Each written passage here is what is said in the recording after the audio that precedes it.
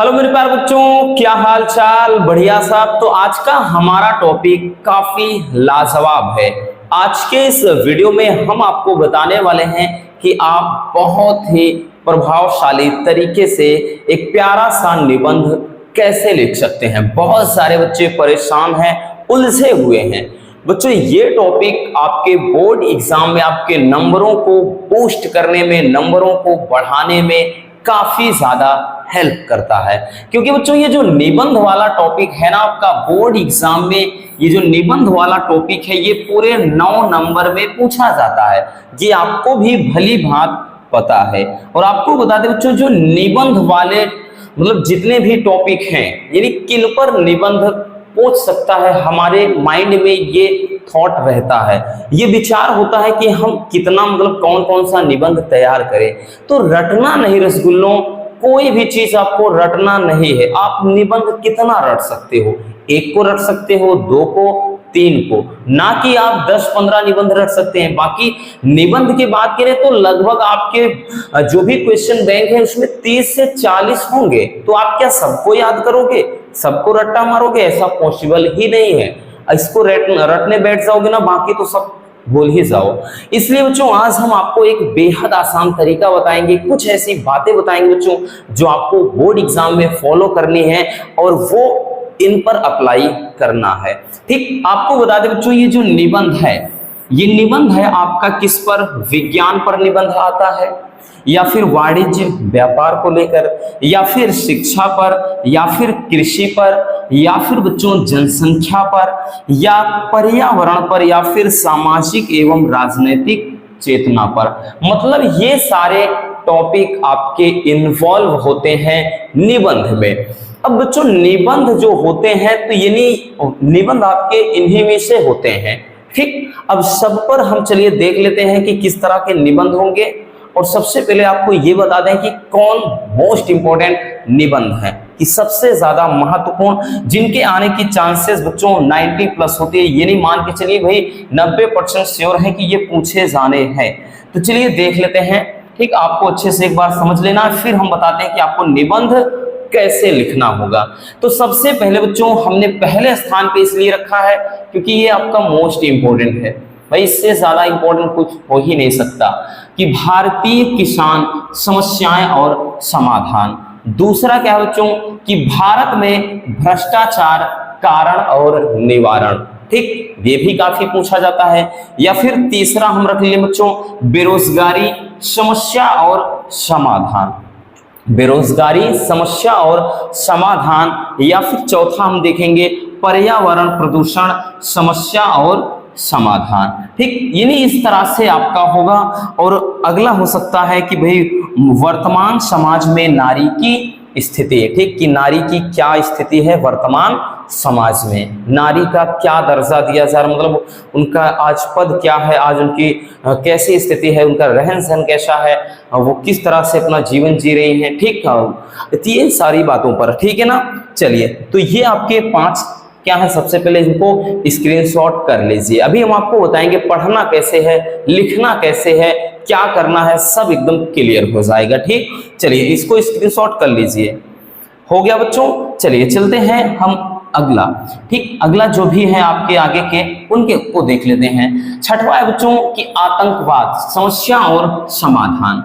अगला 7 नंबर पे है जो विज्ञान वरदान और या फिर अभिशाप। और नेक्स्ट है कि जीवन में खेल कूद का महत्व, जीवन में खेल कूद का क्या महत्व है। और नेक्स्ट है बढ़ती जनसंख्या कारण एवं निवारण। और नेक्स्ट है बच्चों मेरा प्रिय साहित्यकार। तो ये कुछ ऐसे टॉपिक हैं रसगुल्लों आपके जो बोर्ड एग्जाम में भाई 100% श्योर हैं, ये 100%। ठीक, अब 100% में इसलिए क्योंकि ये भाई इतने ज्यादा सेट बनते हैं। हिंदी के तो भाई कभी कभार 7 के बजाय 9 सेट बन जाता है, 10 सेट बन जाता है, 12-12 सेट बन जाते हैं। इसलिए बच्चों हिंदी के अंदर तो ये 100% श्योर है किसी ना किसी सेट में आने हैं। इनके अतिरिक्त आप को किसी पर ध्यान देना ही नहीं है, और वैसे ये भी बहुत ज्यादा है, सबको तो अपन रट नहीं सकते हैं, लेकिन हर एक चीज में आपको थोड़ा हिंट दिया है। जैसे आप एक चीज नोटिस करें बच्चों, कोई भी चीज जैसे आ गया, हमने बताया ना, इसमें दे दिया है आतंकवाद, समस्या और समाधान, तो आपको ये चीज इधर दे रहा है। विज्ञान में है वरदान या अभिशाप, इस तरह से बढ़ती जनसंख्या कारण एवं निवारण, तो मतलब कहीं ना कहीं आपको सजेस्ट कर रहा है कि आपको लिखना किस तरह से है, ठीक, यानी आपको कैसे लिखना है। तो ये सबसे पहले हमने बताया कि जो 10 है सबसे ज्यादा पूछे जाने वाले निबंध हैं, ठीक, तो इनको भी एक बार स्क्रीनशॉट कर लीजिए।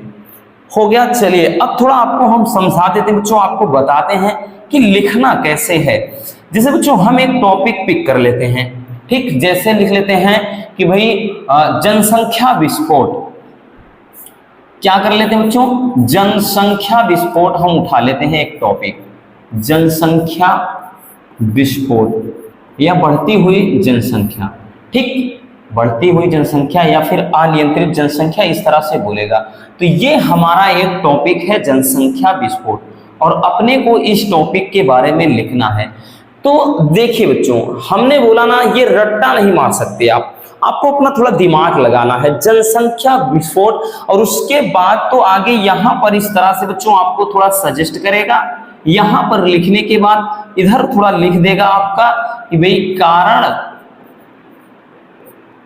और निवारण, इस तरह से आपको थोड़ा हिंट करेगा वो, कारण और निवारण, यानी जो दो आपके पॉइंट होने चाहिए, मेन पॉइंट, वो आपको वो मेंशन कर देगा, यही चीज है, ठीक। लेकिन बच्चों जो आपकी हेडलाइन होनी चाहिए, सबसे जरूरी है, इसे कहेगा कि अपनी भाषा शैली में लिखिए, यानी आप अपने शब्द से बनाकर जितना अच्छा हो सकता है अपने शब्दों में लिखिए। तो इसमें हमें मतलब ये सोचना चाहिए कि नहीं, इसमें हेडिंग कौन कौन सी होनी चाहिए। सबसे पहले बच्चों निबंध कोई भी हो, निबंध कोई भी हो, पहली जो हेडिंग होनी चाहिए हमारी वो होनी चाहिए प्रस्तावना को लेकर के। किस चीज को बच्चों, प्रस्तावना। अब देखिए आज आपको एकदम से क्लियर हो जाएगा, डाउट कोई भी रह ही नहीं जाएगा बच्चों आपके माइंड में, यानी अब उसके बाद समझना ही नहीं है दोबारा कुछ भी।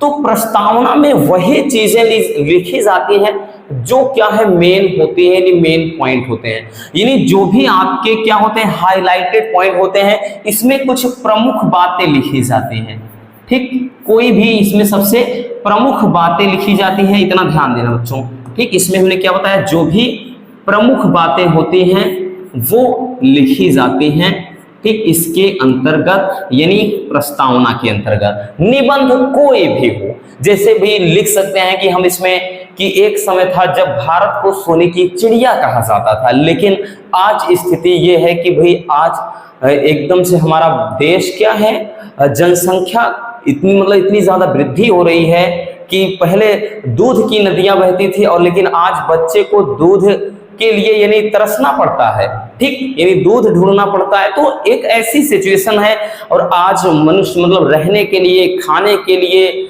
और आवागमन के लिए आज क्या है, दर दर की ठोकरें खा रहा है, और मतलब एक कहते हैं ना कि व्यस्त जिंदगी जी रहा है, भाग दौड़ की जिंदगी जी रहा है, और हर एक चीज में परेशान है, उलझा हुआ है। जब आप बनाने लगोगे बच्चों, आपके पास इतने वाक्य आ जाएंगे कि कम पड़ जाएंगे, ठीक है ना, मतलब आपको लिखने के लिए आप सोचोगे कि मैं और क्या लिख सकूं, ठीक, आपको मतलब इतना हो जाएगा कि भाई आपको लगेगा कि ये तो छोटा हो रहा है, आप इतना ज्यादा लिख सकते हो। तो ये प्रस्तावना में आप लिख सकते हो, ठीक, भाई आज ऐसा है, इसका सब कारण यही है कि आज जो व्यक्ति के रहने का, भाई रहने के लिए कष्ट है, खाने के लिए कष्ट है, पहनने के लिए कष्ट है, शिक्षा के लिए कष्ट है, तो ये सब का कारण क्या है लिख सकते हैं। प्रमुख कारण है कि जनसंख्या वृद्धि या जनसंख्या विस्फोट। निबंध कोई भी हो, सबसे पहली जो हेडलाइन होनी चाहिए बच्चों, कौन होनी चाहिए, तो अपनी प्रस्तावना की होनी चाहिए, ठीक। अब प्रस्तावना के बाद आप लिख सकते हैं यहां पर कि मतलब जनसंख्या वृद्धि का अर्थ, आप इस तरह से बनाएंगे, जनसंख्या वृद्धि का अर्थ, ठीक, ध्यान से समझना बच्चों, जनसंख्या वृद्धि का अर्थ या जनसंख्या वृद्धि क्या है, इस तरह से लिखना है। और ये आपको हर एक मतलब आर्टिकल में इन्वॉल्व, सॉरी भाई आर्टिकल इंग्लिश की बात कहा, हिंदी भी बोलते हैं, मतलब हर एक निबंध में ये आपको फॉलो करना पड़ेगा बच्चों। ठीक, अब जैसे इसमें आ गया आपने जनसंख्या वृद्धि, जैसे भ्रष्टाचार में भी आएगा, सबसे पहले प्रस्तावना, फिर आप लिखेंगे भ्रष्टाचार का अर्थ, फिर जैसे आतंकवाद आ गया तो प्रस्तावना, फिर लिखेंगे मतलब आतंकवाद का अर्थ। बात समझ में बच्चों। फिर बेरोजगारी पर आ गया ना, तो बेरोजगारी पे लिखेंगे, प्रस्तावना हेडिंग बनाएंगे, उसमें कुछ भी लिख सकते हैं कि भाई आज जनसंख्या वृद्धि के कारण इतनी बेरोजगारी है कि कोई सरकारी दफ्तर में जाओ या प्राइवेट दफ्तर में जाओ, हर जगह पर युवाओं की लाइन लगी हुई है। सब क्या है, अच्छे अच्छे मतलब कहते हैं ना कि भाई लिखे मतलब इतना हायर एजुकेशन, उच्च शिक्षा ग्रहण करने के बाद भी फाइल लेकर के बस दर दर की ठोकरें खा रहे हैं, तो बेरोजगारी हो गया, ये समस्या होती है बेरोजगारी। फिर उसके बाद अर्थ में लिखोगे कि जब युवाओं को पढ़ने लिखने के बाद, उचित शिक्षा ग्रहण करने के बाद भी उनको कोई रोजगार नहीं मिलता, तो इसे कहते हैं बेरोजगार, यानी उनको बेरोजगार कहते हैं, ये स्थिति कहलाती है बेरोजगारी। तो अर्थ में वो चीज होता है। अब जनसंख्या वृद्धि का अर्थ ऐसे है, तो आप बनाएंगे किसी भी क्षेत्र की जनसंख्या में होने वाली अचानक वृद्धि को जनसंख्या वृद्धि कहते हैं। तो बच्चों ये आपकी हेडिंग होनी चाहिए। जहां आतंकवाद है तो आतंकवाद में ये हो गया भाई कि समाज में ऐसे अराजकता वाले तत्व या ऐसे लोग जिनका कोई ना तो धर्म होता है, ना कोई जाति होती है, ना कोई उनका देश, ना कुछ, तो ऐसे लोग को आतंकवादी कहते हैं। इनका सिर्फ एक ही उद्देश्य है, किसी दूसरे देश, किसी दूसरे राष्ट्र, दूसरे संगठन को क्षतिग्रस्त करना या हानि पहुंचाना। तो इस तरह से आप अर्थ लिख सकते हैं, ठीक है ना, यानी अर्थ में लिखेंगे।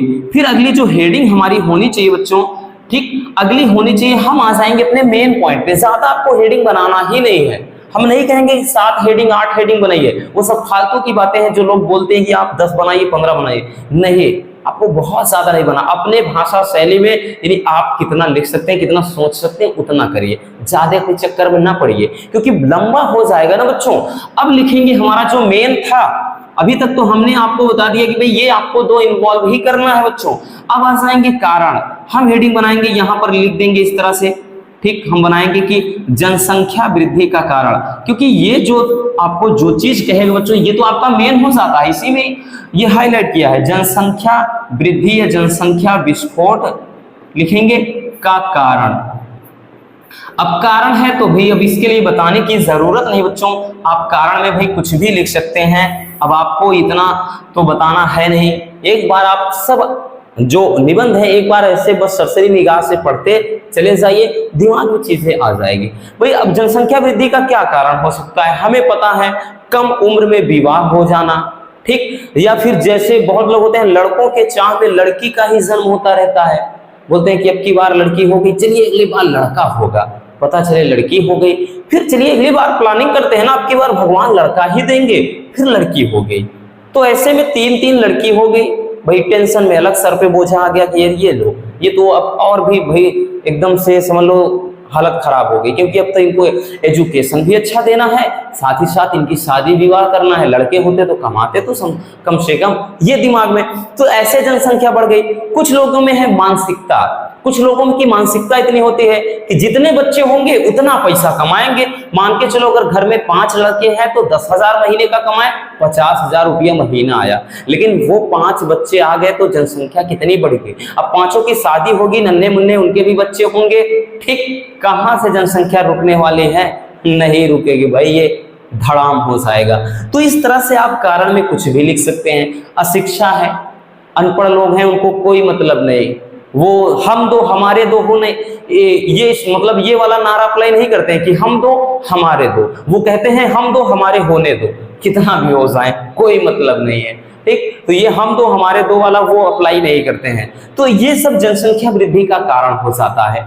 अब बात कर लेते हैं बच्चों, जो उसके बाद जो है, उसके बाद क्या है, आप आ जाइए निवारण पे, ठीक, जनसंख्या वृद्धि का निवारण, या फिर हम लिख सकते हैं जनसंख्या मतलब वृद्धि को रोकने के उपाय, या निवारण ही लिख सकते हैं बच्चों, कोई दिक्कत नहीं, निवारण ही आप लिखिएगा। अब निवारण में क्या होगा जनाब ये बताइएगा, जनसंख्या वृद्धि का मतलब जनसंख्या जो विस्फोट है, ठीक, यानी जनसंख्या बढ़ रही है, उसका निवारण कैसे कर सकते हैं। खांसी बहुत ज्यादा आने लगती है लगातार बोलने से। तो अब निवारण में किस तरह से यह जनसंख्या वृद्धि का निवारण किया जा सकता है? तो भाई पूरी तरह से तो इसको रोका नहीं जा सकता, क्योंकि पॉसिबल है ही नहीं। सरकार इतनी योजना लगाती है कि लेकिन फिर भाई कोई उन पर अमल करता ही नहीं है। उनकी बातों से बोलते हैं हम अपना कमा रहे हैं, अपना खा रहे हैं, अरे उनसे क्या मतलब। वो लगाते हैं कि भाई जिनको एक लड़का होगा ये मिलेगा, एक लड़की है वो मिलेगा। वो बोलते हैं हमको कुछ नहीं चाहिए, हम खुद का बना रहे हैं, खुद का खा रहे हैं, हम लड़के पैदा करेंगे, तुम कर रोक के दिखाओ। तो ऐसे लोगों को कौन बोल सकता है? तो इसमें क्या हो सकता है, यानी हम इसको बोल सकते हैं कि जनसंख्या बढ़ने से रोकने के लिए हम उपाय कह सकते हैं, यानी वो निवारण में। तो उपाय क्या किया जा सकता है भाई? जैसे पुरुष नसबंदी, महिला नसबंदी है, ये करवा सकते हैं। उच्च स्तर की शिक्षा दी जाए, ठीक, ये चीज हो सकता है। और कम उम्र में होने वाले, यानी कम उम्र में विवाह से होने वाले रोग या समस्याओं के बारे में लोगों को जागरूक करना, ठीक। नहीं तो ऐसा नहीं भाई 16 साल की उम्र में ही शादी कर दो, उसके बाद तो भाई क्या है, दिक्कत तो होगी है ना। तो ये चीज होता है। और कुछ लोगों में होती है ना मानसिकता वाली, हमने बात कहा, तो आप कुछ भी बना सकते हैं। और अंतिम हेडिंग क्या होने चाहिए? तो अब यहां से आप एक चीज नोटिस करें बच्चों, यहां पर ऑलरेडी आपकी इतनी हेडलाइन बन चुकी है ना, और कितना ले जाओगे, कितना फालतू का खींचोगे? इतनी बहुत है बच्चों, इतनी बहुत है रसगुल्लों। उसके बाद देखिए अब और बनाएंगे लास्ट, ये सब में होनी चाहिए उपसंहार, ठीक। उपसंहार में थोड़ा ज्ञान वाली बातें लिखते हैं, अच्छी बातें लिखते हैं, वैसे सब में अच्छी ही लिखना है। उपसंहार में ये लिखा जाता है कि भाई जनसंख्या वृद्धि जैसे आज के समय की बहुत बड़ी समस्या है, अगर ऐसा ही चलता रहा तो पूरा देश जल्द ही क्या हो जाएगा, घोर संकट से घिर जाएगा। चारों तरफ हाहाकार मचेगा, चारों तरफ जिस तरफ देखेंगे, यानी व्यक्ति को समझ लीजिए जीवन जीने के लिए भी कोई पर्याप्त साधन नहीं रह जाएगा। तो इसी तरह अगर हम सही समय पर ये ठान लेंगे, अब सोच लेते हैं कि हमें जनसंख्या पर नियंत्रण पाना है, तो इससे देश तरक्की करेगा, ठीक। आने वाले समय में जो भी जनरेशन है, यानी जो आने वाले समय में जो भी भविष्य में बच्चे होंगे, अच्छी शिक्षा मिल जाएगी, अच्छा स्वास्थ्य रहेगा, ठीक। इस तरह से तो उपसंहार में सब कुछ पूरा आपने भी जो कुछ भी है सब कुछ निचोड़ कर इसी में छाप दिया। तो ये अपना होता है बच्चों उपसंहार। उपसंहार भी हर एक निबंध की लास्ट हेडिंग होती है। तो इस तरह से बच्चों कोई भी टॉपिक हो, हम किसी पर्सनल एक टॉपिक की बात नहीं कर रहे हैं, कोई भी टॉपिक हो, आपकी जो पहली हेडिंग होनी चाहिए वो होनी चाहिए प्रस्तावना। उसके बाद जिस बारे में करें उसका अर्थ क्या है, आप इसको बना सकते हैं। बाकी सब में ऐसा नहीं होता है, एक दो में ऐसा हो जाता नहीं, सब में भाई बेरोजगारी है, भ्रष्टाचार है, दहेज प्रथा है, उसके बाद आतंकवाद है, जनसंख्या वृद्धि है, तो सब में तो दूसरी हेडिंग यही कि उसका अर्थ, जैसे इस चीज का अर्थ।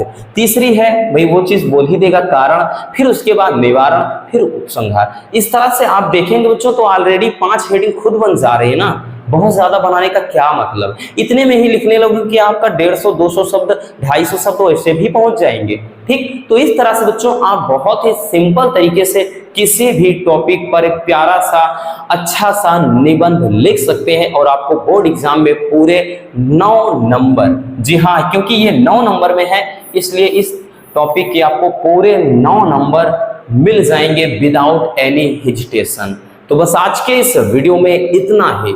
अगर आपको थोड़ा सा भी इससे कुछ लगा होगा कि हाँ यार वाकई में काम की चीज है, तो वीडियो को लाइक जरूर कर देना रसगुल्लों, और एक प्यारा सा कमेंट बिल्कुल भी करना मत भूलिएगा। मिल रहे किसी और समझदार वीडियो के साथ। Love you, bye bye, take care.